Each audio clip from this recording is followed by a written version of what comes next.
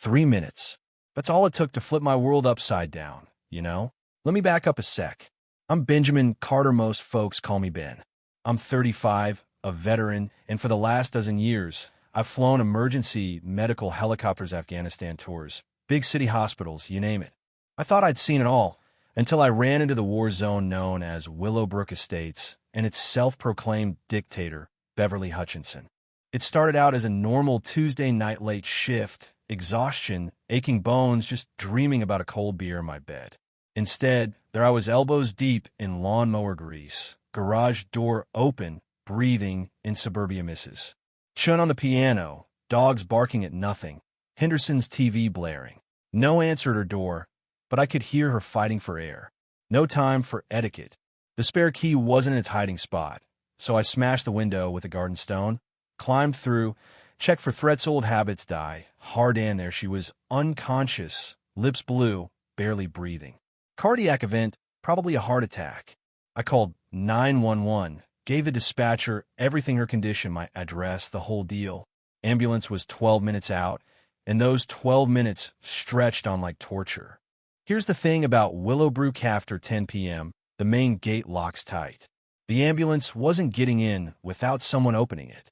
That's when I saw her, Beverly Hutchinson, HOA Queen Bee, stepping out from the shadows with the gate remote in hand, her silver hair perfect even at midnight. I ran over, begged her, pleaded, "Dr. Rose is dying. We need the gate open." Beverly gave me this look, cool as ice, and quoted some HOA handbook nonsense about noise ordinances and no emergency vehicles after hours. "Rules exist for a reason, Mr. Carter," she said, as if I'd asked her to bend the law, not save a life. While we argued, the ambulance lights were bouncing off the gate at the end of the street, and Beverly started recording me on her phone for the board, she said, in case my voice got threatening. I was desperate, maybe even a little loud, but I wasn't threatening unless you count my blood boiling over with frustration. The paramedics couldn't get to us, couldn't help, and every second counted. I snapped, told her if she wouldn't open the gate, I'd bring Dr. Rose to them myself. Carried her through the rain, for 100 meters, slipping and stumbling, muscles on fire, Beverly on the phone in the background documenting everything for her next HOA vendetta. Met the paramedics at the back gate. They worked on Rose for what felt like an eternity. Her heart stopped for 30 seconds, and I honestly thought we'd lost her. But they brought her back. The ambulance disappeared into the night, and there was Beverly, still recording, promising I'd pay for my violations.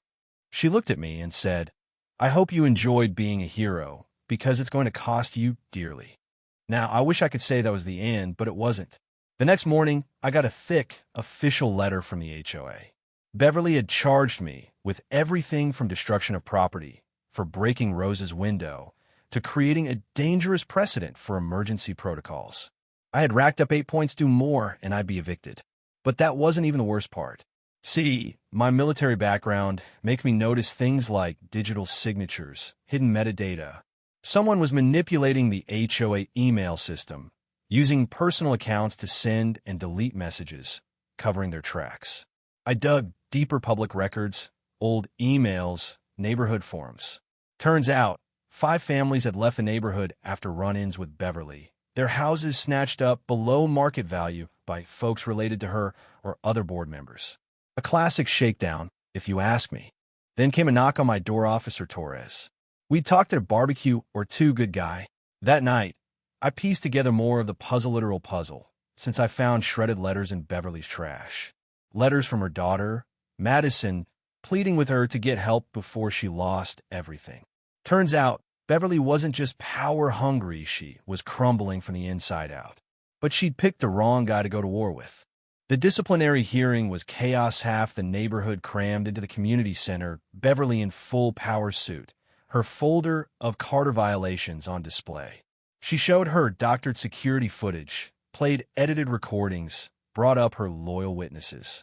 But when it was my turn, I didn't hold back, talked about the families forced out, showed evidence of embezzlement, digital trickery, hush money moving through HOA accounts.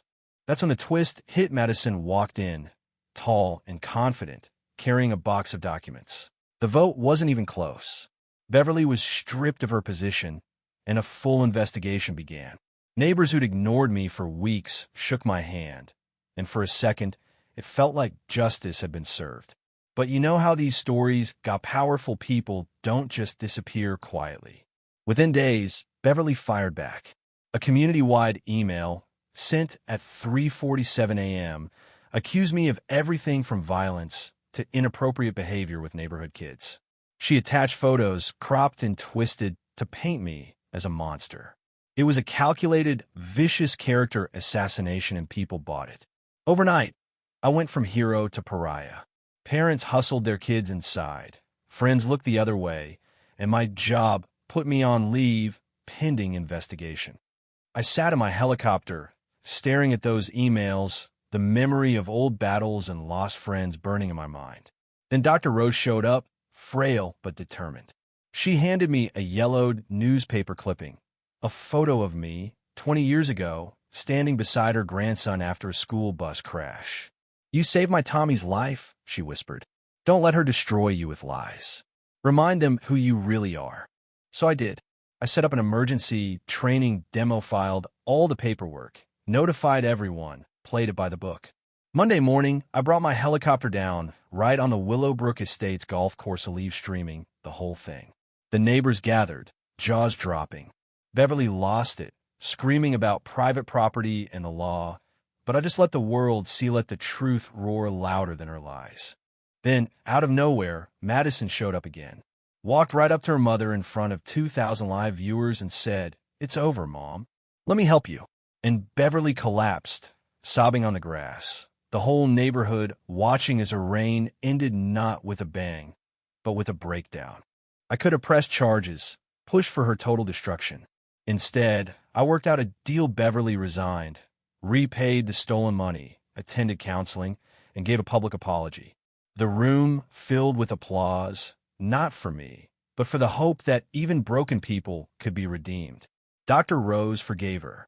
The neighborhood elected a new HOA president.